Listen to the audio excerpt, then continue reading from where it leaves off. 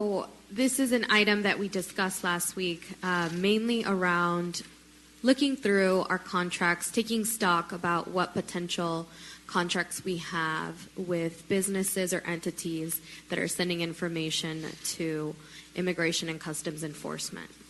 And we decided that there are a few items that that did fall into those parameters, and we are going to be hopefully talking about this policy and taking steps to be able to end those contracts, make decisions about whether we're able to get new providers. The chief of police has been very helpful in providing us all the contact and information about potential conflicts, and I'll defer to Councilmember Beckles.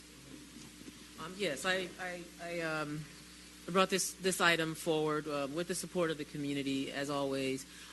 It's our responsibility, it's our duty, really, as elected officials, to defend, to protect our community, regardless of religious or documentation status, sexual orientation. It's our duty to defend and protect our community. So in this case, there is a movement, and actually it's called Deport ICE, and the idea really is that, as a municipality, we can implement policies to stop this attack on our undocumented communities. And so not just the undocumented communities, but really just all communities that are under attack at the federal level, and that is our undocumented community, our Muslim community,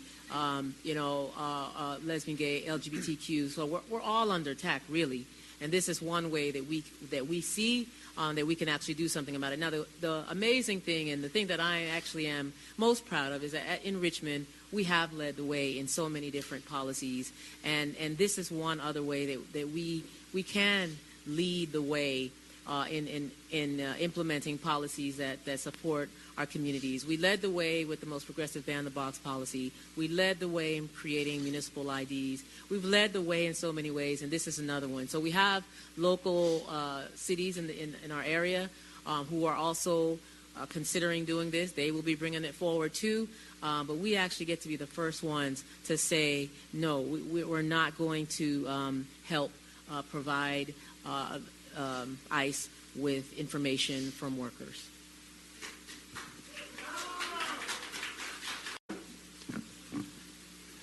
Dear Mayor Butt and council members, this is a story about my family. My name is Don Fogg, and I'm a resident of Contra Costa County. My ancestors came to the United States, before it was the United States, in 1641 as slaves, escaping religious persecution. So I'm descended from really desperate people trying to make a better life. And now, 377 years later, I'm the only white guy in an all-brown family. My wife came here with her 10 siblings, her mom and her dad, legally from Guatemala in 1985. And they spent years waiting in line, filling out all the paperwork in Guatemala. They got visas. They came to San Francisco, and tragically, the mom and dad died in an accident. And so the 10 siblings were left here, kids, with no clue how to extend their visas, how to eat, how to do anything. So back then, our nation was a lot more compassionate. And the city of San Francisco rallied and protected them and supported them. And they're all here. They lived. And now the 10 siblings are all naturalized citizens. They own businesses. They pay taxes. They hire employees. They own homes. They're fully vested members in America. And this is their home. They call it their home. 35, 40 years later. And that's how you make America great again. America is financially and culturally way wealthier because they're here.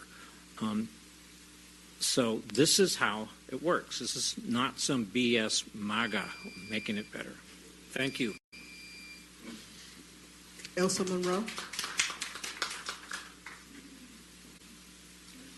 Hello. I come here in behalf of the SEIU Nurse Alliance of the state of California. And I just want to say that in behalf of the nurses, we want to give you a thumbs up on allowing Richmond to become, to maintain itself as a sanctuary city. I just want to give you a personal story. I was born in Hermosillo, Sonora, Mexico.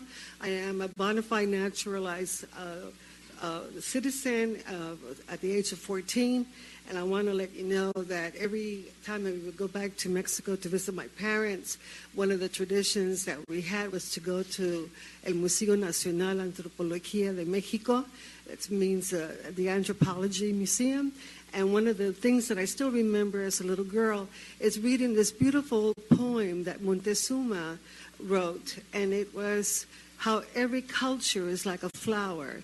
And when you have all these different flowers, it makes a beautiful horizon. And that's what this country has always been for me. It's about us. It's about all of us standing up for what is right. It's more than just the immigrants' rights or workers or Latinos. And rejecting the bad policies is the right thing to do for everyone. And the Washington Post just put out that 1/4 of all immigrants currently in the United States are undocumented immigrants of all kinds, and actually less likely to commit crimes than the ones born in the United States. This is about the kind of country that we want to be in. It's how we treat people. This is what really means to be an American. And recently, the most recent executive orders and proposed legislation reflect backward thinking and will not serve us into the future. Instead, we need to have common sense approach that takes into account what our core values are, especially for our economic needs and our future. Passed law to become a so-called sanctuary state on the statewide level. And what that meant was that local law enforcement was not going to cooperate with immigration enforcement. However, the system has a way of sort of morphing itself around whatever kind of laws we set up. And a bunch of private companies have come along and jumped into the breach, basically becoming the third party. So local law enforcement works with private companies and delivers them data. And then those companies go ahead and sign contracts with ICE. So what we have here is what they call the end around in football, or perhaps the loophole in public policy. What we're trying to do here is close that loophole. We call it make sanctuary real, and the reason for that is that we are closing a very large loophole. Private companies primarily run on the profit motive. That's business. That's the way that it's supposed to be. So if we want to change the behavior of private companies so they don't basically undermine our sanctuary state, then we need to make it economically less attractive to stay away from ICE than to do business with ICE. We have to provide an economic incentive for behavior to change. Now, Richmond itself probably can't do that, but Richmond plus Oakland plus Berkeley plus Alameda, eventually plus San Francisco plus San Jose, then we are starting to talk. And when we want to see change, we have to take steps to make that change happen. And that's what we are asking you to do tonight, and I hope that you'll vote yes. Thank you. Zach Ware. Honorable Mayor and City Council members, Brian Hofer. I'm a member of the Deport ICE Coalition. I want to again thank Councilmember Beckles and Recinos for their leadership on this issue. I wrote this ordinance. The reason why there's an investment prohibition and no pension funds is for the same reason there's no divestment mechanism. Votes, compliance. We want this on the books. Targeted communities cannot wait. So that's why it's simple there. Investment strategies change over time. You might not be investing in it today, but you might tomorrow. And as Councilmember Myrick said, there's no downside to including that language. The chief has identified two concerns. We clarified that this applies to private actors, that was the suggested amendment, and he wants an out, that if he cannot find a vendor, a reasonable alternative, there must be a mechanism in there to let him have that vendor, to continue that contract. I wrote that in there, Section 3.1. We talked about that today. If you wanted it amended, I said, give us some language. There's no reason to wait. ICE is not waiting. The raids keep happening. The targeted communities keep getting targeted. This is a simple 2-page ordinance. It either means something or it doesn't. We either have a political will to do it or we don't. Berkeley, Alameda, Oakland have already formally reviewed it like you did. Super favorable comments. I was there at all three. Lead the way. Vote on this tonight. Good evening, Honorable Mayor, members of the City Council, and members of the public. My name is Mike Katz-Lacabe, a member of the Deport ICE Coalition. I do want to clarify that although the previous speaker was correct in that the ordinances haven't been passed at any of those previous city councils, they were voted on and referred to committee in almost all cases unanimously. So that's what we mean by a successful vote. Now, the first speaker was also correct in that Richmond does not have control over federal law. So when we enacted the Sanctuary City Ordinance, there was nothing that could be done to protect immigrants in this city. This piece of legislation is one step towards actually doing something that can protect immigrants in this city.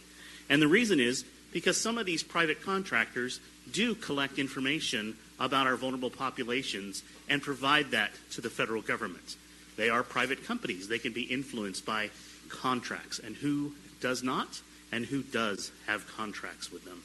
We know from history that data gathered on our residents can be used for different purposes than what was originally intended. If you will recall, the greatest example of that would be in World War II, when census data gathered for one purpose was used for another, and that was to intern Japanese Americans, among others, in this country. The safest thing we can do is not to gather the data, so we don't have the data to begin with, and won't be used to deport or harm the members of our community. I urge you to go forward with this ordinance. I think it is a well-written ordinance that does not require much effort on your part, but also put into law, an ordinance, the feelings and values of this community. Thank you very much. I have a question. Then I guess the only other thing I'll point out is if we were sitting here in the 1980s and we were talking about divesting from South Africa, there probably would be some pain involved in that process. If we were sitting here in the early 1800s and we were talking about divesting from businesses that had ties to slavery, there would definitely be some pain in that process because that was the major economic engine of the United States of America for a very long time. So there are times when, we need to be practical and compromise, and there are times when we need to draw a line in the sand. This is the latter.